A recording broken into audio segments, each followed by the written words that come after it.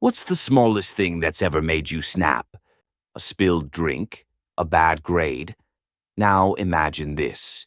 In 1992, 4 teen girls burned a 12-year-old alive over a rumored $5 debt. 4 years later, a 14-year-old boy walked into his classroom and shot his teacher dead because of a D-minus. Two stats to sear into your brain. One girl endured hours of torture. 3 lives ended in under a minute. This is the true story of teens who turned petty slights into slaughter. A $5 rumor that sparked a fire. A failing grade that drew blood. These aren't faceless killers. They're kids, and their rage is just the start. In this video, we're uncovering 2 of the most disturbing teen crimes the world's ever seen, where innocence ends and terror begins. Hey, crime seekers, let's gather round for a tale that still echoes in Madison, Indiana. It's January 10th, 1992, in a town of tight-knit streets and porch swings. Kids here trade ghost stories, but none match the one that started that night. Shanda Sharer, 12, big eyes, bigger dreams, the girl who'd wave at everyone, disappears after a sleepover. By dawn, she's a smoldering shadow in a field, torched alive. The culprits? 4 local teens: Melinda Loveless, 17, wild and wired; Lori Tackett, 17, the quiet storm; Hope Rippey, 15, the follower; and Tony Lawrence, 15, the reluctant tag-along. Their spark? A whispered $5 debt and a tangled love spat. This isn't just a crime. It's the legend Madison can't bury. Picture it.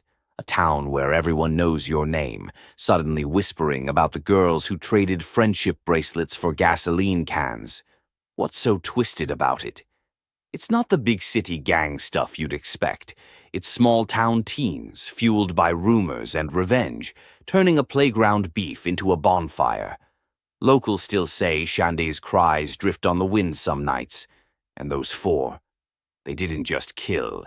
They made a pact that's become folklore, a warning stitched into every "be home by dark" lecture. Welcome to the channel if you're new. Hit that subscribe button and ring the bell, 'cause we're just getting started. This is where teens' true crime lives, raw, real, and right in your face. Stick with us. Shanda's story is about to unfold, and it's gonna leave you asking how 4 teens could go this far. Every legend starts somewhere, and in Madison, this one begins with 4 girls who'd grow into shadows. Melinda Loveless came first, born 75, a spitfire with tangled hair and a chipped tooth grin. Her mom cleaned houses, her dad drifted in and out, jail, bars, nowhere good. By 10, Melinda's fists flew at school, little fights over crayons, then bigger ones over boys. Folks whispered she had a spark, but it flickered dark. Lori Tackett rolled into town later, 74 baby, preacher's kid gone rogue. She'd sit in church, doodling skulls, humming hymns off-key. Neighbors saw her carve a pentagram in a tree once, said she laughed too loud when it bled sap. Then there's Hope Rippey and Tony Lawrence, born 76, 2 peas in a quieter pod. Hope, all freckles and giggles, followed the loud ones like a moth to flame. Tony, soft-spoken, hid behind bangs. Her mom swore she'd never hurt a fly. They all met at Hazelwood Junior High, 90, maybe 91, drawn together like storm clouds. Melinda ruled the roost, Lori fed the chaos, Hope tagged along, and Tony, she just watched. Madison saw him as trouble, smoking behind the Dairy Queen, sneaking Boone's farm wine, but nothing deadly. Not yet. Enter Shanda Sharer and 79, a late bloomer, 12 when it all started. New kid at school, all sunshine, cheer squad, dimples, the kind of girl who'd share her lunch. She crossed Melinda's path in 91 over a boy named Bobby. Melinda liked him, maybe loved him, but Shanda smiled at him too. Then came the $5 rumor. Shanda owed Melinda, or so the story went, whispered in lockers, scribbled on notes. Didn't matter if it was true. Melinda's eyes narrowed. Laurie egged her on. She's got to pay, they'd say, giggling at first. By Christmas 1991, giggles turned to plans. Quiet talks in Laurie's basement, maps scratched on napkins. Small towns breed small grudges, but this one grew teeth. January 1992, Shanda's still oblivious. Sleepovers, pom-poms, kid stuff. The four, they're different now. Melinda's slamming doors, Laurie's humming murder ballads, Hope's nodding along, Tony's fidgeting but silent. Locals noticed.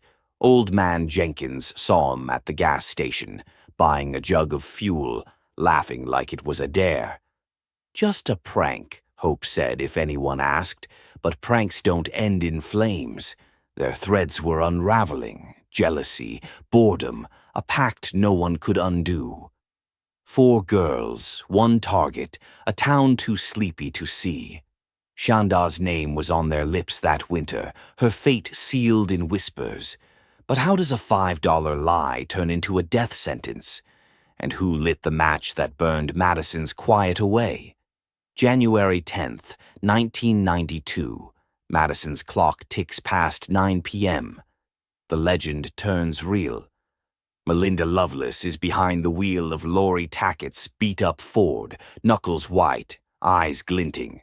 Laurie's shotgun, wild grin whispering, "Tonight's the night." Hope Rippey and Tony Lawrence huddle in back, breath fogging. Hope's clutching a gas can. Tony's staring out, pale. They're hunting Shanda Scherer, 12, who's at a sleepover, giggling over pizza, clueless. The plan's simple. Lure her out. Melinda's lie. Bobby wants to see you. Shanda bites, slips on her jacket, sneaks to the car. By 9:30, she's in the back seat, sandwiched between Hope and Tony, smiling. Until Melinda turns, voice ice. "You owe me $5, thief." They don't head to town. They veer to the witch's castle, a crumbling ruin kids dare each other to touch. 10 p.m. Car stops, doors slam.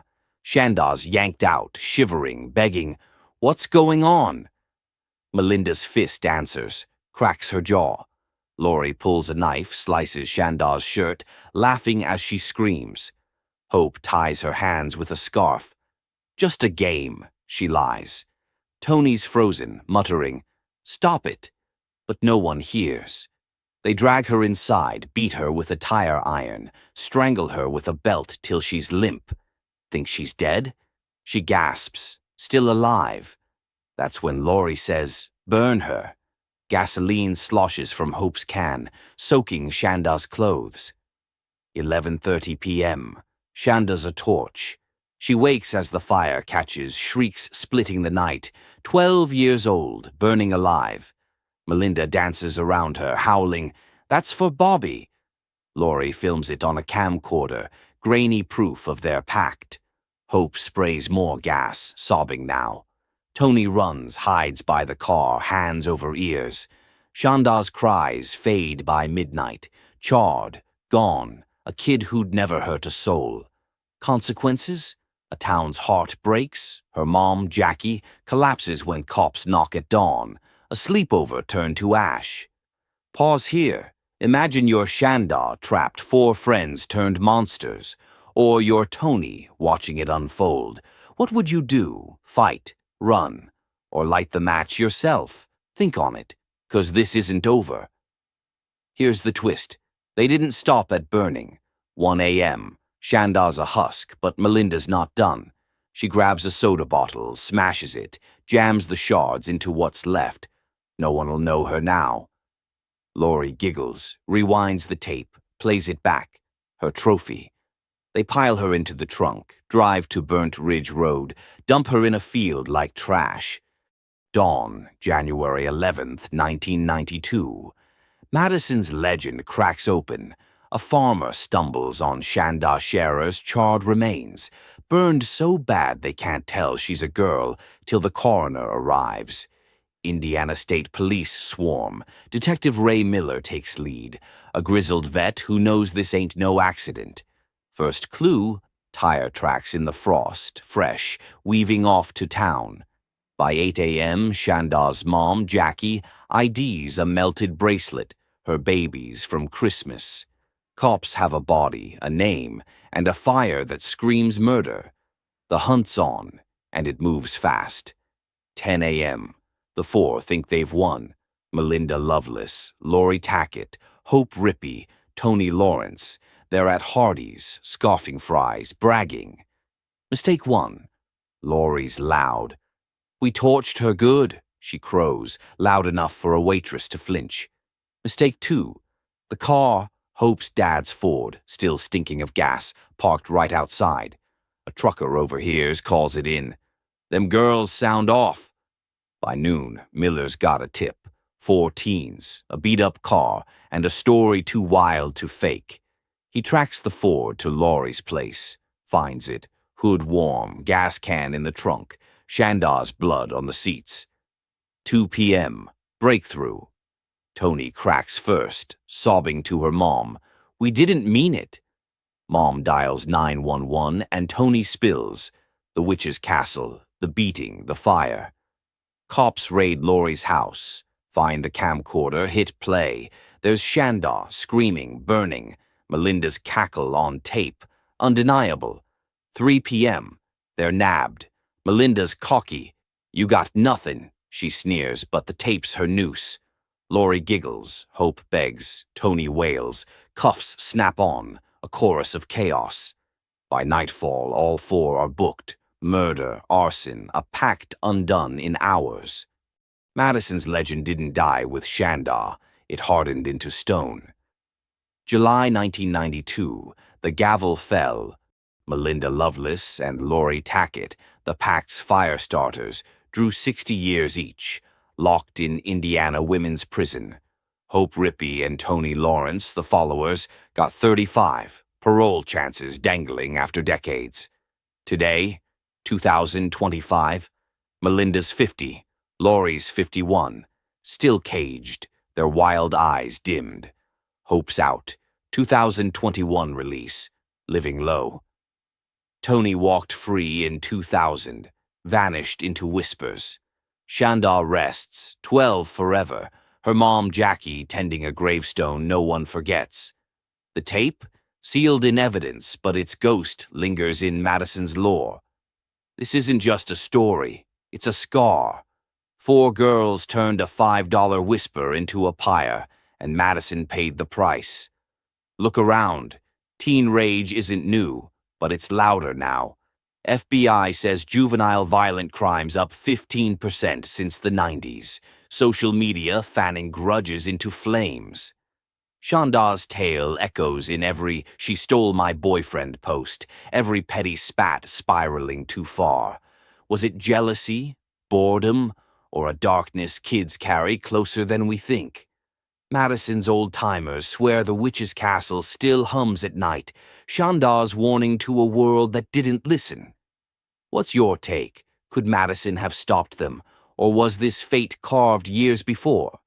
Drop it in the comments. I'm there, reading every word. If this shook you, hit like, subscribe, ring that bell, 'cause we're not done. By tomorrow, same time, we're cracking open a classroom massacre, a 14-year-old, a bad grade, and a rifle that changed everything. Shandaw's legend lives here, and it's calling you back.